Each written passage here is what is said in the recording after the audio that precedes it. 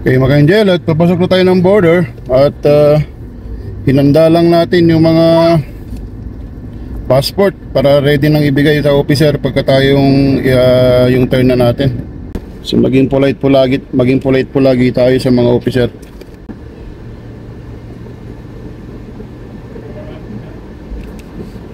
Hi sir.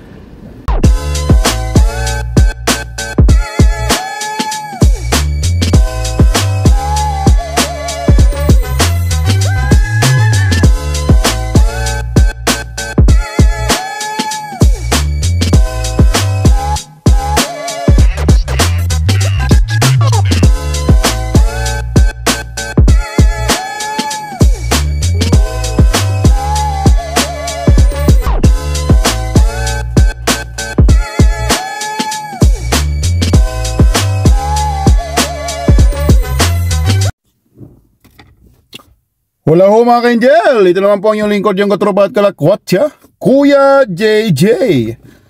So ngayon mga ka-Angel, at sana po nasa good mood po kayo ngayon. At para mas maganda yung inyong panunood sa ating mga videos, ay samantalahin ko na po itong pagkakataon na ito mga ka-Angel. Dahil from the past days, nag-busy na naman tayo mga ka-Angel, hindi tayo nakapag-upload na naman. At dahil super busy, nag-travel po tayo dito sa Montana last time. Tapos with the friends, napunta kami dito sa Osoyoos, na which is doon po yung the only true desert po ng Canada, yung disyerto. Doon lang po matatagpuan, doon sa Osoyoos, na largest po na desert area dito sa Canada. So ngayon mga ka-Angel, ay ito na po yung final episode, like a final video na nakuhanan ko nung nag-travel po kami ng California with my friend. At ito na po yung aking sinasabi na yung on how to cross the border ng Canada-US. Yun na po yung babalik na po kami ng Canada. At na-upload na po natin yung una mga ka-Angel, yung nag-cross naman po tayo na papunta po ng US. So andyan po, naka-upload na po yan. At tingnan lang po yan kung para magkaroon ko ng idea. Ito po yung title niya. Tapos ito na po mga Angel, yung lagi kong sinasabi, binabanggit na coming soon, ganyan, yung magpabalik naman na tayo ng Canada. So in that case, isi-share ko po sa inyo mga Angel kung ano yung mga naging katanungan ng officer sa amin nung babalik na kami ng Canada. Tulad po ng sinasabi ko lagi, we always answer honestly at huwag po tayong magsisinungaling. Don't tell a lie, tell the truth. Kung nagkaroon man kayo ng pagkakamali, as long as you tell the truth, they can understand. Maybe they can fix yung mga problemang ganun. So pagka dishonest po, hindi po maganda yan. Imbes na may unawaan kayo, baka doon pa yung magiging cause para you are under the subject for investigation, na baka mapunta po yan sa offense na pwede po kayong makulong.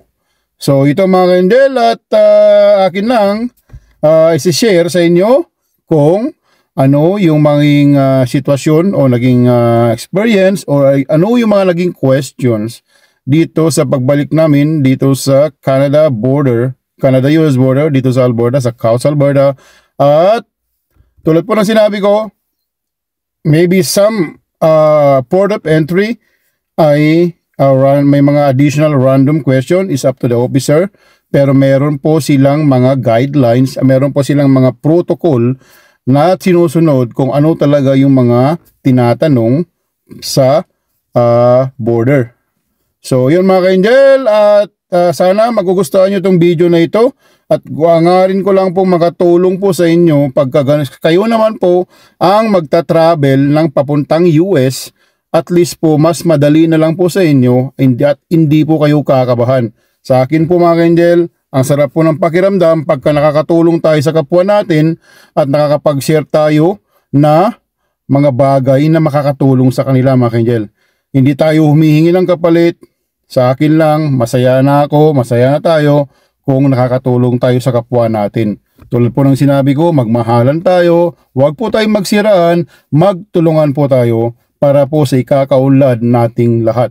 Okay po mga ka-angel, so let's watch this video and sana po magustuhan ninyo at ito na po yung last videos when we went to California and went back to Canada. At marami pong nakaantabay na naman mga ka-angel nung mapunta naman kami ng Montana, Dallas 2 weeks ago or 1 week ago. At nag-try kami ng kumbaga nag-fall, yung autumn hunt kami diyon, the Glacier National Park. Ay maganda rin po yun. After that, I can share that one in Montana para magkaroon ko ng idea. It's just very close to Alberta. It's just around more than 3 hours drive, just like going to Edmonton. At makakaroon kayo ng mga places kung saan kayo gustong pumunta sa Montana. Okay mga ka-angel, and after that, I can upload also the one in Osceola in British Columbia. Ay sobrang ganda po doon sa area rin po na yun. So yun mga ka-angel, at umpisahan na natin ang video natin sa pagbabalik natin ng Canada-US border when we went to California. Okay mga ka-angel, ito na po.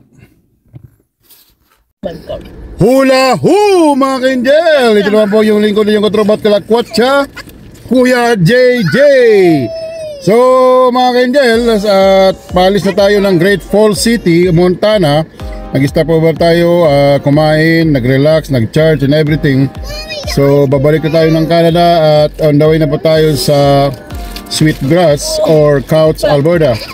So sana po walang maberya at maayos ang ating pagtawid sa border at going back to normal. So going back to normal mga ka-angel, tapos na ang paglalakwatsa ulit at sa next time ulit. So tara po, samahan nyo kami at i-play natin yung video habang tumatawid tayo ng border at nagkikipag-usap sa officer mga ka-angel. So ito po ay magmamerge na tayo ng I-15 ulit. So Interstate 15 all the way po yan sa border sa Alberta.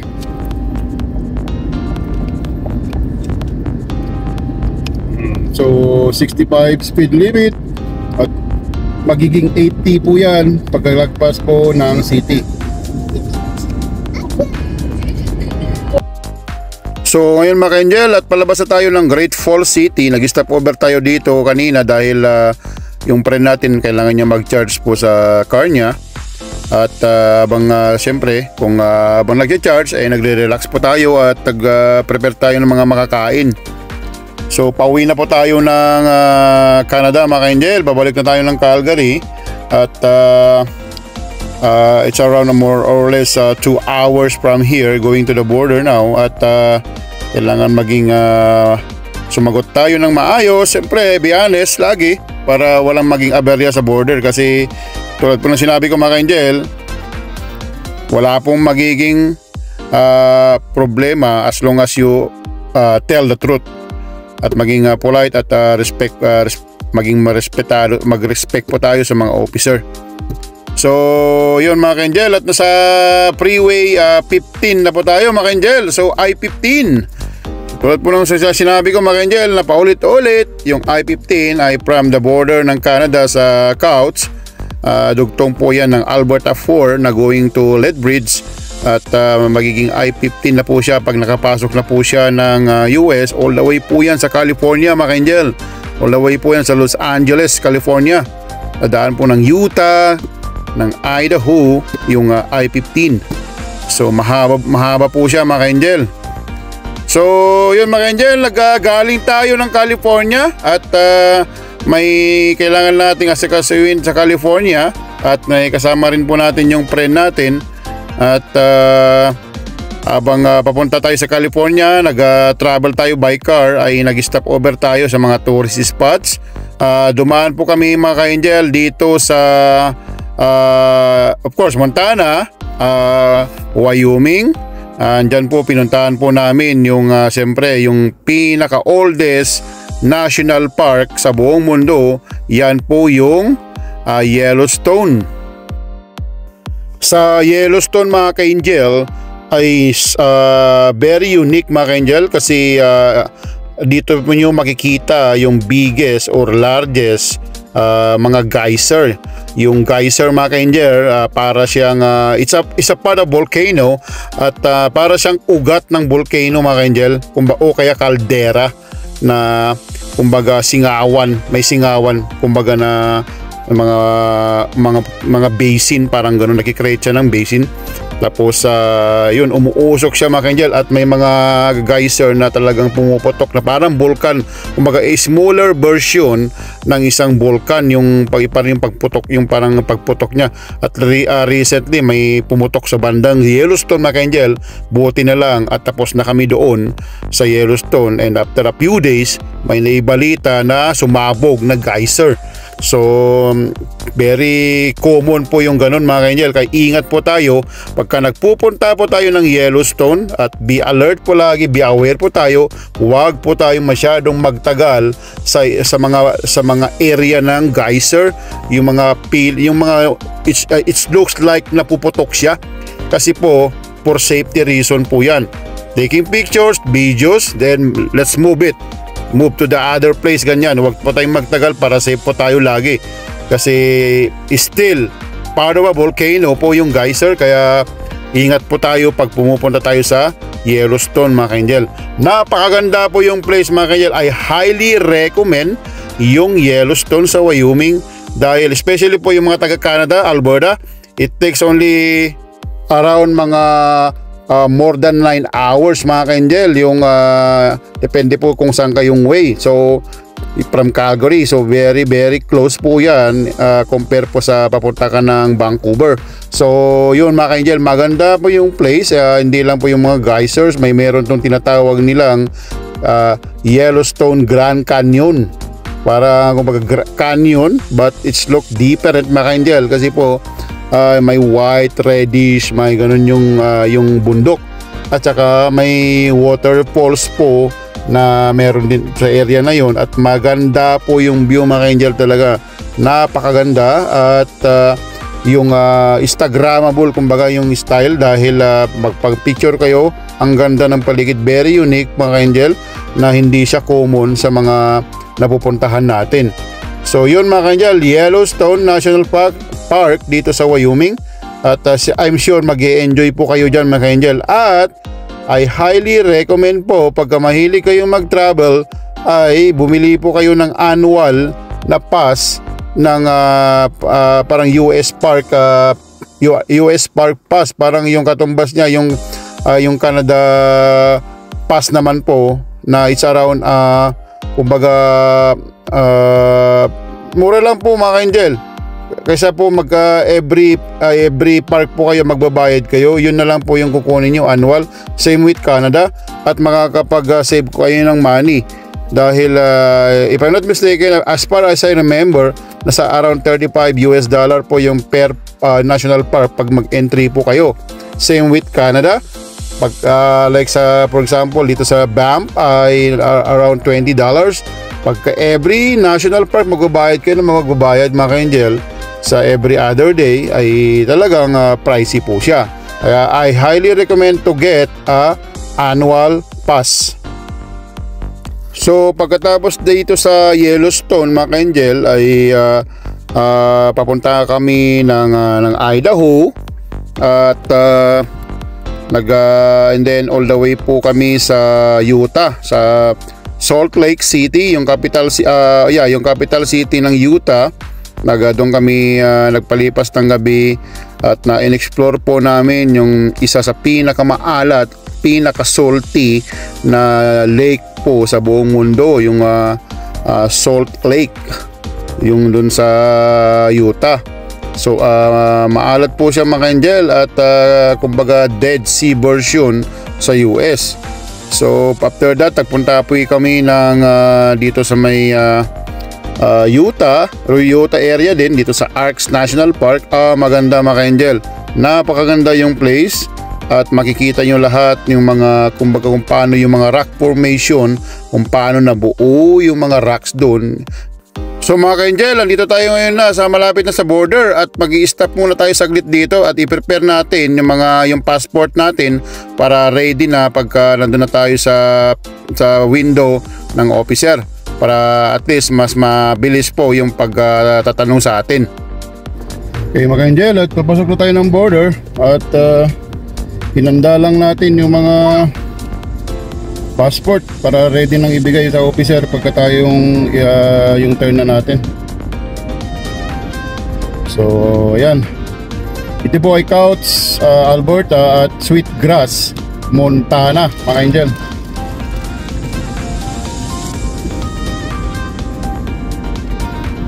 So dahan-dahan lang po tayo para hindi tayo masita. I think kailangan natin pumunta sa left para kasi usually nasa left po yan eh.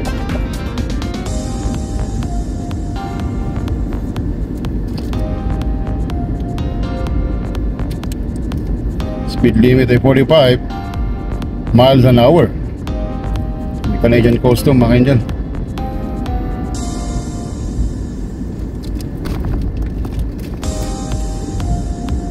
So be honest mga Angel, kung ano yung dinala nyo, sabihin nyo lang para walang maging interrogation sa mga officer. Be honest, kung may bawal naman po, i-confiscate lang yan, hindi kayo magmumulta, hindi kayo ikukulong. Basta sagutin nyo lang maayos yung mga question po ng officer po sa border. So Canada Immigration o Canada Border po tayo mga Angel. So it's open, tayo nang sunod.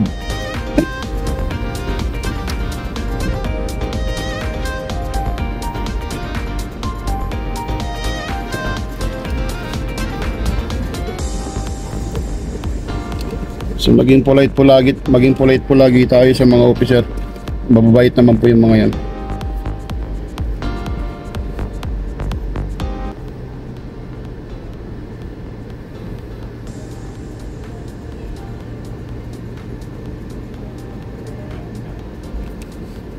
Hi sir.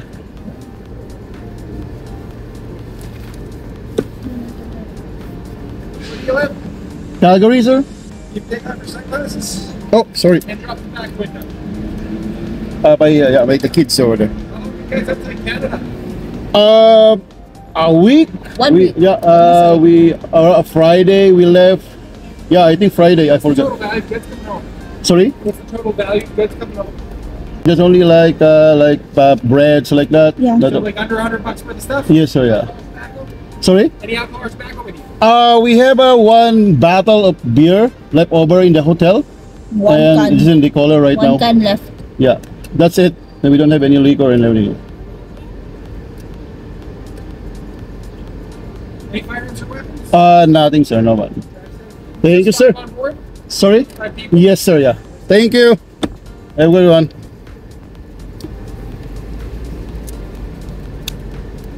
So very simple question mga Angel. Ayaw talaga nila yung tinatanong talaga yung mga value ng goods na dinala nyo sa Canada. Tsaka yung mga especially mga firearms, yung mga like drugs like that. So yun po yung mga question usually mga Angel. So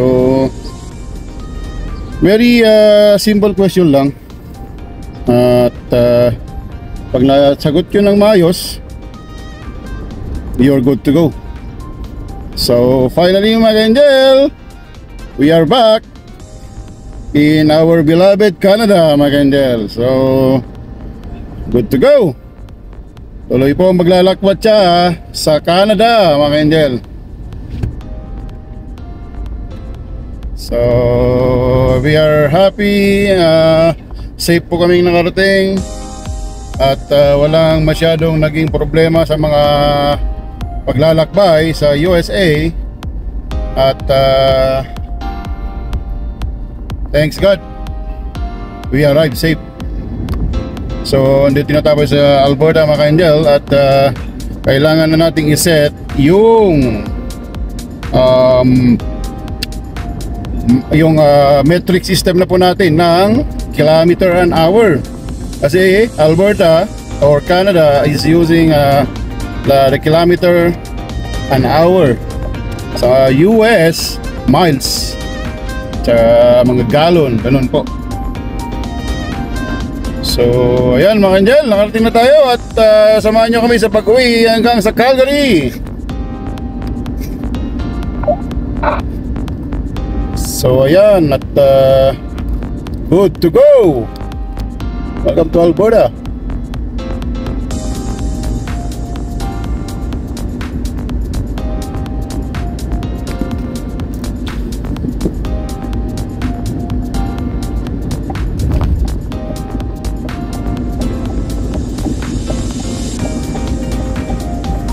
Yung town ng Milk River, mga Angel, yung unang town din ng Alberta. O after po ng Couch, Alberta. Nandyan po yung writing on the stone, mga Angel.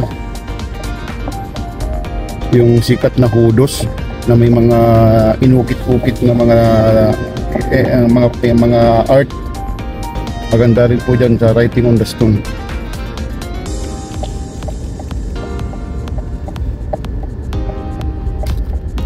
Ulaho mga Angel, so ayan, nandito tayo sa Milk River. Nag-charge po yung kasama natin doon, banda doon. So, at hinintay lang natin siya makacharge para lalarga na tayo ng Calgary. So, ito yung mga stop overan po ng mga truck. Ayan. Ayan mga Angel,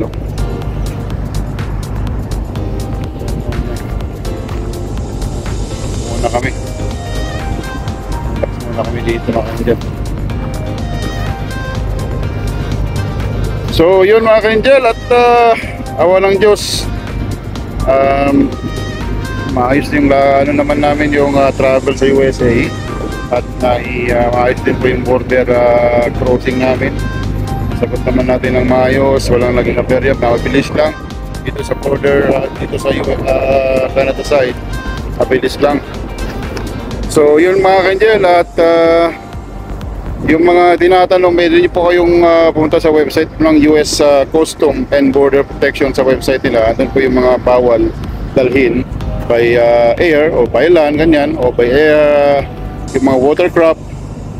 Tsaka halimbawa po hindi kayo sure, basta sabihin nyo lang po na yung totoo. Yung tinatanong sa inyo, kung meron kayo, bawal man o hindi, sabihin nyo yung totoo. Kasi po, pagka bawal, i-confiscate lang po yan.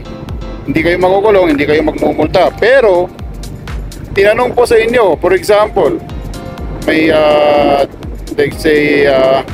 let's say po yung itlog po na press, bawal po yun. Pagka po, for example, tinanong sa inyo, do you have egg? Tapos sinabi nyo, wala. Tapos meron po yung x-ray machine, na x-ray na may itlog po kayo. And then pag i-pull over po kayo at i-check at nakita na may itlog, yari kayo mga Angel kasi nagsinungaling kayo, hindi nyo sinabi totoo na may itlog. So at sabihin nyo lang po yung totoo, i-confiscate lang po yung itlog at walang problema, at papayagan naman po kayo makatawid na. So yun po yung sinasabi ko, be honest. At na body's perfect po, naintindihan nila. Kung nagdala ka ng bawal, kukunin lang nila. Pero of course, next time, huwag nyo nang gagawin. So, yun ulitin ko mga Angel. Example, yung egg, bawal po ang fresh. Pwede daw po yata kung boiled na, naluto na, for food self or food consumption while on the road. So, andun po lahat yung website sa website po ng US Custom and Border Protection. And kahit kayo naman po ay papunta po ng Canada, andyan po yung Canadian Border Service Agency, CSBA website, at malaman po ninyo yung mga bawal naman na dalhin sa Canada. So yun mga ka-Angel, at yan mga ka-Angel, like I said, be honest, be polite and respectful to the officers, at wala pong maging aberya. At of course, pray hard, it works. So yun mga ka-Angel, nasa Canada na tayo ulit, at thank you very much sa panunood, at I appreciate po sa mga panunood ninyo, comment, I appreciate din po lahat yan, at lahat po ng mga pagkakamali, tatanggapin ko yan, at ingat po kayo lagi. Sana kita-kita tayo soon, at please don't forget to subscribe to my channel Discovery Angel sa YouTube. At sa Instagram, Facebook po. Same lang po yan yung pangalan, Discovery Angel, para tuloy-tuloy yung paglalakwatsa po natin mga ka-angel. So, stay safe, pray hard, it works, at always think positive. So, ito na lang po ang video natin sa ating paglalakbay sa USA. At hanggang sa muli po, ingat po kayo, at may God bless you. Ito po ang inyong lingkod, yung katrabat kalakwatsa, Kuya JJ. God bless po at ingat po kayo. Hanggang sa muli.